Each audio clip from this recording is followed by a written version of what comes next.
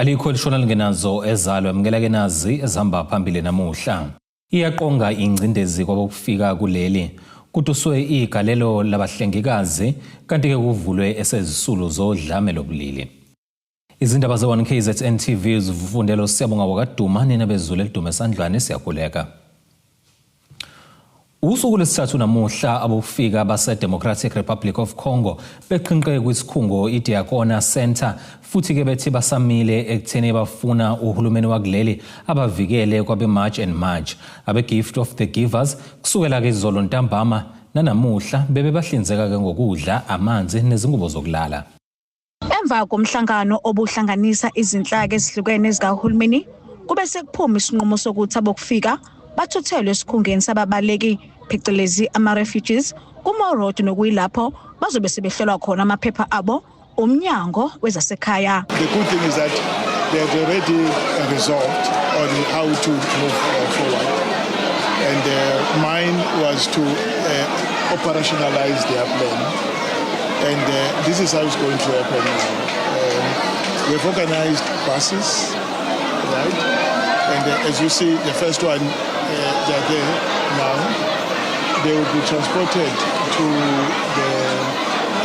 to the refugee center in Morod, where they will be processed.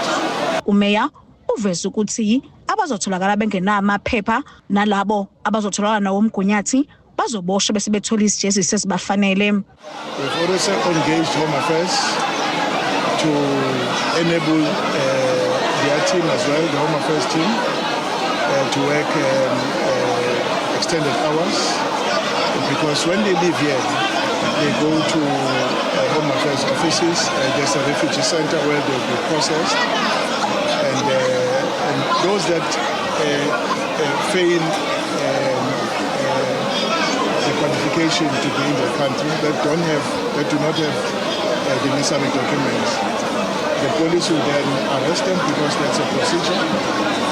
They must be arrested and then taken through the court process, and then obviously what will then follow is the deportation.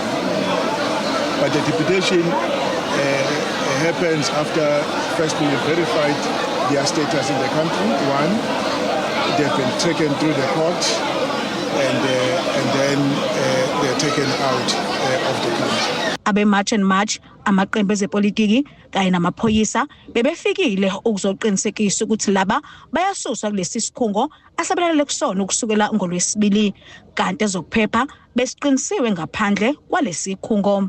Kudebo Sibisi wezindaba ze-1 KZN TV kuChannel 261 ngiseThekwini. Kubongwe igalelo labahlengikazi ngokusebenza kanzima nsuku zonke ukusiza umphakathi.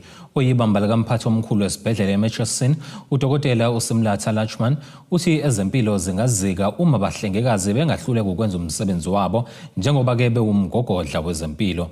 Uthi kubalekile ukubungaza imisebenzi emihle eyenziwa abahlengikazi ngokuzinikela, ukuzimisela nokuzidela. Obambe njengesikhulu esiphezulu kwisibhedlela saseMurchison uthi ezempilo zingazika uma abahlengikazi bengahluleka ukwenza umsebenzi wabo. Uthi abahlengikazi bawumgogodla wezempilo. Ukusho lokhu ngesikhathi bebungaza umsebenzi omuhle owenziwa abahlengikazi. Uthi babonga ukuzinikela kwabo, ukuzidela nokusebenza kanzima. Today as management, as stakeholders, we've gathered to say thank you to our nurses, to acknowledge that hard work, keep up the good work, keep up the spirit, and just to bring all of the team together to pay homage, to pay tribute to our nurses. Without our nurses, I think our healthcare system would collapse. If you consider right from grassroots level, our primary healthcare clinics are being run by our nurses. And if our nurses were not there, our people would not have good health. So they are the backbone of our system. They assist us, as doctors. We wouldn't cope without them. So thank you to them, and this is Murchison's way of saying thank you to our nurses. Ophethe abahlengikazi kulesibhedlela uthi lokhu kusho lukhulu ukubona bengabahlengikazi. Thina samanesi kusho lukhulu ukuthi sirecognize, sibonke ngemsebenzi esiwenzayo. kodwa sikujabulela kakhulu ukuthi wonke iminyaka international ngomhla ka12 May kuya celebrate i-birthday ka Florence Nightingale, who is the founder of former nursing. So sihamba ke emkhondweni yakhe. Iqhuba uthi okubakhuthaza kakhulu ukukhumbula ukuthi kungani baba ngabahlengikazi.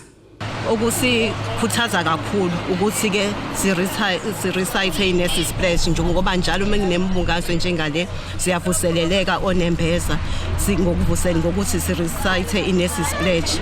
iNurses Pledge is just a pledge of nursing service whereby we dedicate ourselves as nurses and how are we going to uphold the values of the profession, how are we going to render a service delivery to the community with dignity.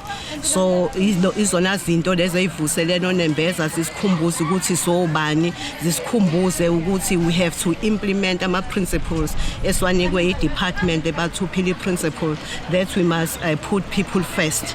Uthi yize zikhona izingqinamba kodwa bayaphokophela. Working under shortage of staff, even though there is shortage of staff, but we are still managing to come to duty due to resilience nokuthi siyazi ukuthi we are here for the people and to make the community that we serve ukuthi mebephuma la baphume belaphekile bethokozile futhi bebuyele emndenini yabo. Imeya kaMasipala iRenkonyeni ebiyingxenye lombungazo ithi bonke igalelo labahlengikazi lokusebenza kanzima. Sijabula kakhulu ke namhlanje uma ngabe sithola ithuba iphathi yeRenkonyeni ukuthi sikwazi ukuthi sobungaza amanesi and kusijabulisile nokubona amanye amadala amanesi ayekhona abawabizile ukuthi abe khona la. Lo mbiko beniwethulilo Zamando Sicele wezindaba ze1 KZN TV ngiseMachisini. Kunenhlansi yethemba ngokuvula kwesikhungo esizohlala siphinde sisize izisulu zokuhlukunyezwa imzingazi ngaphansi kaMasipala waseMfolozi enyakatho nesifundazwe KwaZulu-Natal. Umsunguli we-Eagles Wings Shelter uSharon Mdletshe uthi lesi sikhungo sihlose ukuhlinzeka indawo ephephile kubantu ababhekene nodlame lokuhlukunyezwa ngokobulili, kanti kunethemba lokuthi sizobe sesivulwe ngokusemthethweni kulonyaka ngaphambi kokuba ke kuqalwe imikhankaso yezinsuku ezili-16 zokulwisana nokuhlukunyezwa kwabantu besifazane nezingane. Uthi-ke ujabula ukuthi iphupho lakhe selizofezeka njengoba umsebenzi onzima usuwenzekile njengoba selokhu-ke aqala lo msebenzi ngonyaka 2016 ebeka-ke isitini phezu kwesinye. I am so happy that I'm coming to the end of a long journey. The only thing that is left now is the plumbing to get toilets. I need 4 toilets. I need 3 showers to be put in. And then I need bedding and stuff. I need the floors to be tiled. I need a ceiling board and I need electricity to be put in. And then it's good to go. We can open it up for our abuse and rape victims. Uthi isifiso sakhe ukuthi-ke ngaphambi kokuthi-ke kufike imikhankaso ka-16 days of activism lesi sikhungo sibe sesivuliwe sesisebenza sinanakele la izisulu zokuhlukunyezwa. And I'm hoping this year that we do it by the time it's 16 days of activism. We do it. So I'm really asking from the corporates, can they just take out the last bit of money they have? I know it's a battle. I know things are tough. I've seen it too. But I'm just begging them, can they just come on board for the last trip to get this building finally open? Ubonge kakhulu abantu abafake isandla ekumlekeleleni ukuqala lo msebenzi ozosiza-ke isisulo zokuhlukunyezwa nokunye. Lana-ke sibala i-CPF yaseMerency, uPastor Fobey nonkosikazi, uPastor Emmanuel, uConstable Fori, ubaba uPhoswa, uMozi Xulu, izikampani ezizimele esibala kuzo South 32, uFosco, uTronox, RPM, uZoda Stone nabanye-ke abaningi. Kanti-ke lesi sikhungo sizoba namagumbi ayisishiyagalombili okulala, izindlu zokugeza nezangasese, ikhishi ne-lounge kanye-ke namahhovisi amabili. Lesi sikhungo-ke silindele ukuba sivulwe maduze uma-ke sesiphothulwe wonke umsebenzi osele. Labo kabanesifiso sokufaka isandla ukuze lo msebenzi uphothulwe ngokusheshsha bengaxhumana-ke noSharon Mzingazi. Ezidabeni ze1 KZN TV, nginguSamgeliswe Nqulunga, ngiseRichards Bay. Abenhlangano engenzi inzuzo elekelela ukuqeqesha ngamakhono ehlukene Imlalazi Youth and Aldert Empowerment bathi-ke udaba lokwentuleka kwamathuba omsebenzi lusenganqandeka ngokuba-ke uhulumeni axhasa izinhlangano ezihlinzeka uqeqesho lwamakhono ehlukene. Basho lokhu-ke kulandela ukuphuma kwezibalo eziveza ukuthi senyukile isibalo sabangasebenzi kuleli. Lusengalungiseka olwantuleka kwamathuba omsebenzi kuleli. Lokhu kudalule abenhlangano egxile ekuhlinzekeni ngamakhono ehlukene. Ingcindezi engiyibona ukuthi na-ke somabhizinisi abasabancane nobhizinisi abasamafufusa asikwazi ukuthola uxhaso ngisho ngaba nephupho ubona into yakhe izokwazi ukwenzeka kuba nzima mase kumele uthole ama-funding awatholakali kalula. So ngesikhathi ama-funding singakwazi ukuwathola esazi ukuthi ngalawo mabhizinisi esobe sowenza azosiza abantu abaningi naloko futhi kuyawadicilela phansi ama-stats. Ngicabanga ukuthi uhulumeni mhlawumbe uma engalekelela ngoxhaso ukuthi mhlawumbe kuxhaso abakwazi ukuthi umuntu mefake isicelo soxhaso bakwazi mhlawumbe besheshe bemsize kakhulukazi kuthina esisayintsha nakuthina abantu abamnyama ngoba amathuba abaningi besingenawo. Kuzokhomleka ukuthi abakwa-Stats SA basanakukhipha izibalo ezithi sinyuke safinyelela ku-32.7%, isibalo sabangasebenzi kuleli sisuka-ke ku-31.4% wangonyaka owedlule. Ibalo la 345,000 imisebenzi ilahlekile nokholeleke ekutheni u-8.1 million wabantu usale ungenamsebenzi. Ama-program ala ekhaya asiza abantu abamnyama intsha nalaba abadala ukuthi bekwazi ukuthola imisebenzi. Siyakwazi ukuthi sibatraine ngemisebenzi sibanikeze i-certificate mase sibakhulumela ney'nkampani sibathathe. So leyo nto leyo ngoba isebenza uma ebaqashi befuna abantu bengakwazi bazobathola kanjani bazobathola kumina. Iphinde futhi sisize intsha nalabantu abadala basuke befuna umsebenzi abangazazi iy'nkampani engase yiqashe bakwazi ukuthi beze kumina ngoba mina lezo iy'nkampani ngisuke ngizazi. So ngiyabasiza ngaleyo ndlela. So leyo nto iyawanyusa amathuba emisebenzi. Ebese ukuthi ama-courses lawo esuke sibaqeqeshela wona nje ama-courses asema-warehouse, ama-courses e-baking, ama-courses e-admin. Lawo ma-courses lawo enza ukuthi umuntu angabandluleki nge-age nange-gender nango-matric nangayo ama-warehouse experience nangama-baking experience. Bayamthatha abantu eqhamuka kuthina even engenayo experience yesibhamu. Kuxwayiswe abafuna umsebenzi ukuba-ke baqaphe ngelokhozi lapho abaqhuba ubugebengu ngemisebenzi engombombayi. Laba basuke befuna imisebenzi ba-apply benamathemba kanti vele basuke apply ngamapost angekho. Abanye kanegame abafuna iy'mali bafuna iy'nto ey'ningi. So kuye kube ngcono ukuthi abantu bebe nalo ulwazi kuyona i-technology ne-internet ukuthi ama-postal legit wabona kanjani and wenza kanjani ama-follow up ukuze umqashi akwazi ukuthi akukhumbule njalo mase seqasha akwazi ukukhumbula. Ezindabeni ze-1 KZN TV kube uNtombi khona Mfubu ngesethekwini. Ake sihlabana nalo ikhefu sihlangabeza futhi nezinye masibuya.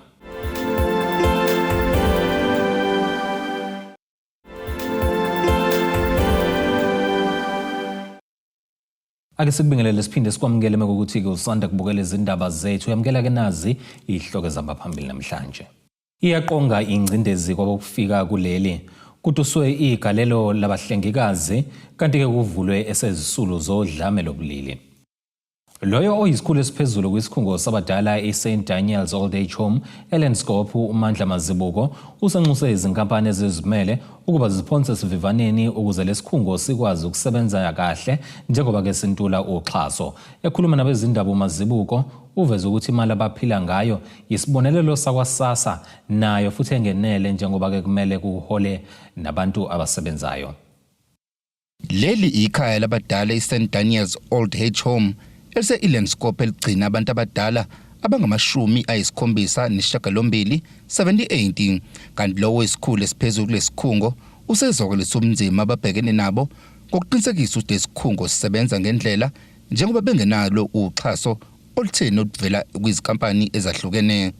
Isine-challenge ke kodwa enkulu efacilitini because currently sisurvive ngemali ye-SASSA grant nami additionally because ngiyasebenza ngibuye ngisize ekuthenini ngifake emalini yami ukuze kwazi ama-residents ethu aphile kahle athole nutrition right athole medication right siyawatransporta ama-residents ethu njengoba engaphakathi kwe-facility from ukuye ekliniki ukuye esibhedlela uma engaphilile.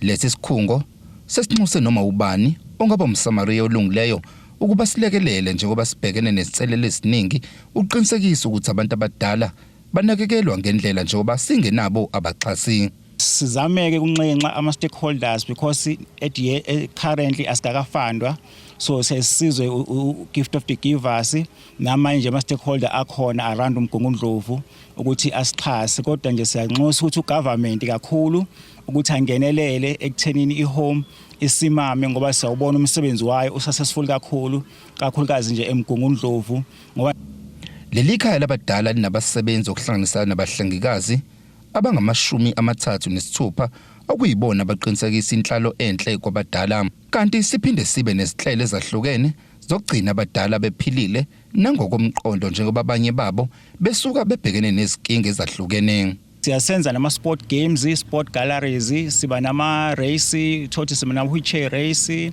running race, egg race, sibe nama psychologist abakhona enza one-on-one, social worker engageayo because most of our residents bafika beneyinkinga eziningi, sometimes physically abuse from home, sometimes ama rape cases.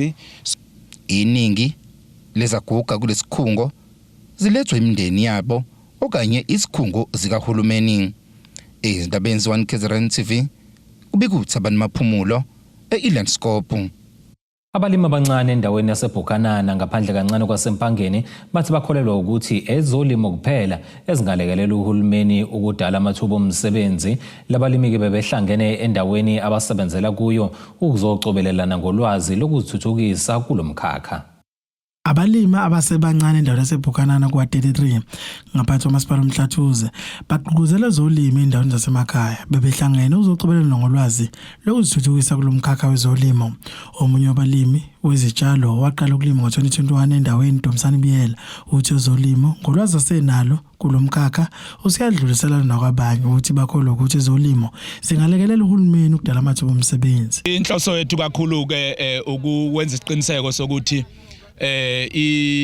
lento ka agriculture iba sebalazweni, so siyatshala ispinashi sidayise sisikhiphe sisihambise eBoxer, sinemakethe koBoxer empeleni bonke nje uBoxer basempangeni sinelungelo lokufaka ispinashi kubona. So umsebenzi wethu lo kakhulu njengoba nibona nje la umuntu ubhedile ispinashi ngoba isikhathi esiningi siyesiza ukubheda kanje ngoba ukuthenga ama tray kwesinye isikhathi kuyasigqilaza kakhulu emalini, siye sibhede kanje ukuze sikwazi ukuthola umthamo omningi wespinach. So njengamanje ke nje sesiphinda futhi project yethu yaphinda yalekelele nama farmers asakhula njengathi la endaweni sibalekelele ukuba khombisa indlela esesiyithathile. Uthi unesifiso sokufaka ke isandla izinhlaka ezahlukene zozolimo ukuze kathuthuke kulomkhakha.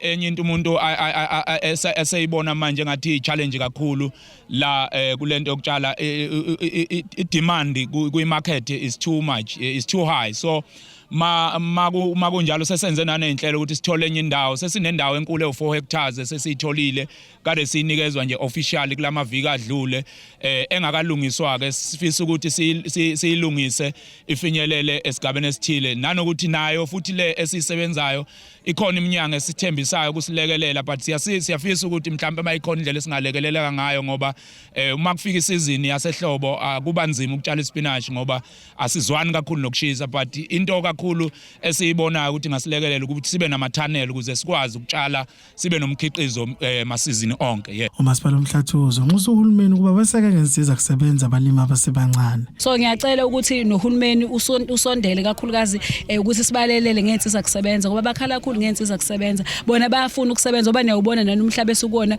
usuprepareyiwe kuyimanje sibhizi siyatshala ispinashi sitshala utamatisi nabanye abasahlele emakhaya ngizobaqwashisa ukuthi umhlaba asingawubuki uze ube yihlathi njengamanje, asisukumeni sikwazi ukuyilimela sisebenze sibe namabhizinisi. Abanye abalimi banxuseke intsha ukuba ke ikhuthali ibe ingxenye kwezolimo. Siyacela nabantu abasha besilandele batshale nathi lapho esikhona bekwazi ukuthi sixoshe nekade eziko nezifo nje azingeni kalula izifo mawusukulima. Izindabeni ze1 KZN TV kube uNkosenhle Mthembu eBukanana.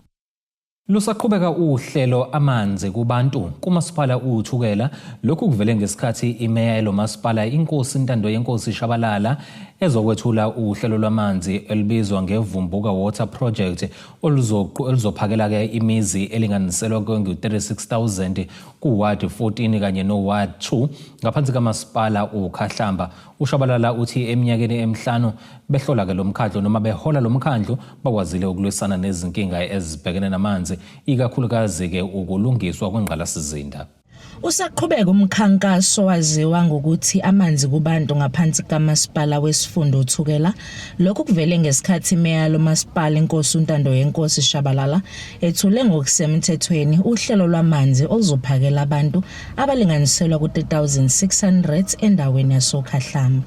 Isizathu ukuthi sibe lana ke sizophothula umsebenzi esawethula eminyakeni emibili edlule sathula usonkontileka ukuthi akazobalekelela ngamanzi ngoba bekunesikhala esikhulu la ukuthi abantu bakule ndawo abanawo amanzi. Indawo seBergville yazi ukuthi namanzi kodwa kunendawo lapha engekho khona njengale mphakathi nje bekade kunenkinga kakhulu. Sitheke masihlola la sathola ukuthi ke le ndawo izoba namanzi amaningi azokwazi ukulekelela ku ward 14 no ward 2 bonke basizakala. Imizi ke ezosizakala ngale project i-3,600. Ngikhuluma ngemizi ayingabantu. So ke imizi ke eminingi esondelene nale project nje wasiyivula namhlanje sikwazile ukuyifakela impompo emakhaya. Uqhubeka ngokuthi umkhankaso wamanzi uqhubeka kahle kakhulu emphakathini kuleminyaka edlule. Lo mkhankaso esiqalile ukuthi ke amanzi siwasa kubantu uhamba kahle kakhulu ngoba uma ungabuka uthukela lonke na ungabuka nje indawo yasezakheni kade kunenkinga kakhulu yamanzi ibikhandwa ukuthi ama pipe la amadala agugile abeqhuma njalo ke nesupportage biba khona kodwa sabe sesithola ke imali yokuthi sikwazi ukubashintshela ama pipe la asbestos sifake la afanele ama PVC njengamanje kuyaqhubeka umsebenzi maduzane sobe sesiyo handover futhi nakhona endaweni eziningi nje umsebenzi uyenzeka akona ukugcina lo nje wasibona namhlanje nginyanga ezayo futhi sobe siyothula eminye imisebenzi nalapho Khahlamba wonke ama project adenziwa sobe siwathula manje ngoba sephelile. Ubeseveza ukuba basizakale ngokuba befaka izicelo kuhulumeni omkhulu ukuze bekwazi ukuhambisa amanzi kubantu. Esafika sakuthola ukuthi kunenkinga safaka izicelo kuhulumeni omkhulu ngoba imali yokwenza lama project ayitholakala uthukela luyi-applyela kuhulumeni omkhulu. Uhulumeni omkhulu kwakwazi ukusiphendula namhlanje sekuvuthiwe kuvuthwa ke nje ngonyaka wokugcina ke sesiqeda ithemu kodwa sitho okuhle kunawo konke ukuthi esasikuzele sesikwenzile abantu bazowathola amanzi. Khona manjalo lo mcimbi ubuhanjelwe undunankulu wesifundazwe saKwaZulu Natal uThamsanqa Ntuli oveza ukuba ukuphothulwa kwamanzi kuyisibonakaliso salokho kungafezwa uma kusebenziswana ngombono ofanayo. Bona namuhla sithatha isinyathelo esiqinile sokushintsha leyo ndaba yokugqoza ngokufika kweinsizwe ezimqoka kubantu bakithi ikakhulukazi abantu abampisholo. Ukuphothulwa kwalemsebenzi yokulethwa amanzi emphakathini wasoKhahlamba akuyona nje impumelelo yochwepheshe. Kuyisibonakaliso salokho okungafezwa uma uhulumeni imikhakha eyimele kanye nemphakathi besebenzisana ngombono ofanayo. Kubikuthobeka Dladla izindabeni ze1 KZN TV oKhahlamba. Nina besilwa siphinde futhi sihlabana nale linye ikhevu siyabuya nezinye izindaba.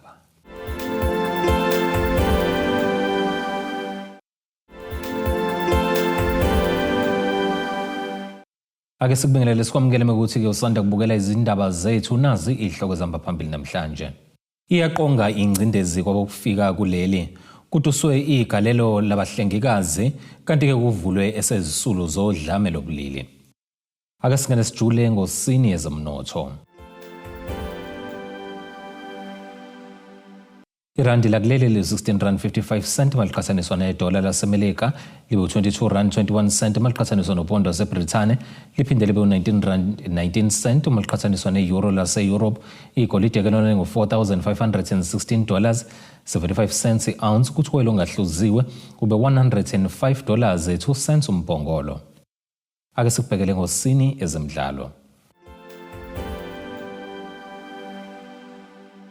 Iphupho le-Orlando Pirates elingafezekanga emidlalweni owandulela wokusonga isizini ye-Betway Premiership Ngelokuqoqa ke amaphuzu agcwele phambi kwabalandeli emidlalweni wokugcina wasekhaya, kodwa ke konke okunye kusahamba ngokohlelo. Lawa ke ngamazwi kakapteni wePirates uNkosinathi Bhodlela Sibisi awatshele ithimba laleli iqembu laseSoweto labezindaba kulandela ke ukuphunyuka kwayo yithuba lokudla isicoco seligi okokuqala emva kweminyaka ewu14. Ezimnyama zibamba ngo-North neDurban City Orlando Amstel Arena eSoweto ngomgqibelo. Lokhu ke kuholele ekutheni abalandeli abebelindele ukuzobhiyoza bephume bedangele kule nkundla iqembu labo elijwayeleke ukusobozela amanye kuyona. iPirates ke inelinye futhi ithuba lokugudluza iMamelodi Sundowns ekukhonyeni iligi enkulu yaseMzansi ngomdlalo ke wokugcina wesizini neOrbit College FC ngomgqibelo ngo-3 o'clock ntambama eMbombela Stadium eNelspruit. Iseleke ngamaphuzu amabili kwiSundowns esesicongweni ngawo 68. Lokhu ke kusho ukuthi kufanele inqobe noma yikanjani iMagesi. Ake sibhekelena nasi isimo sezulu esingalindeleka.